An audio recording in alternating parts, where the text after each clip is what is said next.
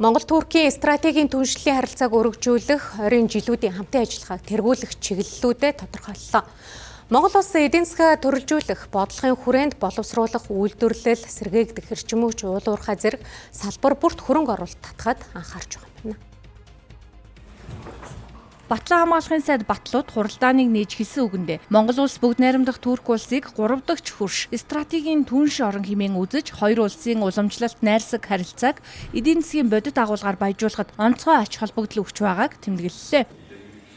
Монгол улс бүгд найрамдах Турк улсын худалдааны эргэлт өмнөө тавьсан зорилгоо хэрэгжүүлж жилдээ 100 сая Америк доллар төрж исэн бол ирээдүйд бид 500 сая Америк долларын хэмжээнд худалдааны эргэлт хийх зорилтыг тавьж байна. Энэ үндэ хүрэхийн тулд бид Монгол улс бүгд найрамдах Турк улсын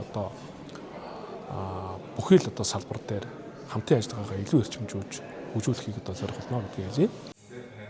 Турк улсаас тус улсын дотоод хэргийн сайд, уул уурхай үйлдвэрлэл, хөдөө аж ахуй дэд бүтц, эрчим хүчний салбарын хамтын ажиллагааг өргөжүүлэх сонирхлоо илэрхийллээ. За тухайлах юм бол газрын ховор элемент олборлох, махан бүтээгдэхүүн боловсруулах үйлдвэр байгуулах, малын вакцин нийлүүлэх, Монгол улсад вакцины үйлдвэр хамтран байгуулах, сэргээгдэх эрчим хүч аялал жуулчлал болон жижиг дунд үйлдвэрлэлийн чиглэлээр хамтран ажиллах боломжийн талаар санал солилцлоо. Хуралдааны төгсгөлд талууд Монгол-Туркийн засгийн газар хоорондын хамтарсан хорооны 10 дугаар хуралдааны протоколд гарын үсэг зурсан бөгөөд энэхүү баримт бичих нь хоёр улсын цаашдын хамтын ажиллагааны ойрын жилүүдийн замын зураг болох юм а.